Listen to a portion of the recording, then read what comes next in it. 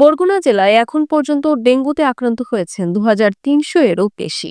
Barguna general হাসপাতালে cabin, মেঝে, bed, কোথাও তিল ধরার ঠাঁই নেই। গত 24 ঘন্টায় বরগুনা জেলায় 73 জন নতুন ডেঙ্গু রোগী শনাক্ত হয়েছেন। বর্তমানে চিকিৎসাধীন রয়েছেন 224 জন।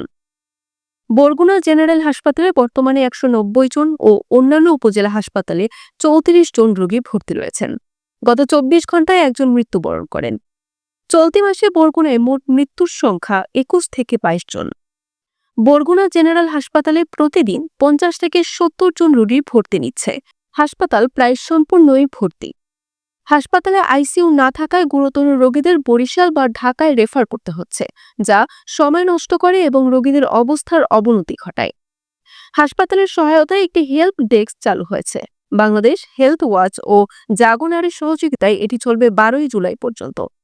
স্থানীয়দের সচেতন হওয়ার পাশাপাশি বাড়ি ও আশেপাশের পরিষ্কার পরিচ্ছন্নতা বজায় রাখা, জমে থাকা পানি অপসারণ এবং মশক নিধনে সক্রিয় হতে হবে। যে হসপিটালের পরিবেশটা যেন আরেকটু সুন্দর করা হয়। বাথরুমের ব্যবস্থা খুব খারাপ, বাথরুম অজু করার কোনো ব্যবস্থা নাই। এই এই সমস্ত দিক যদি একটু খেয়াল করে।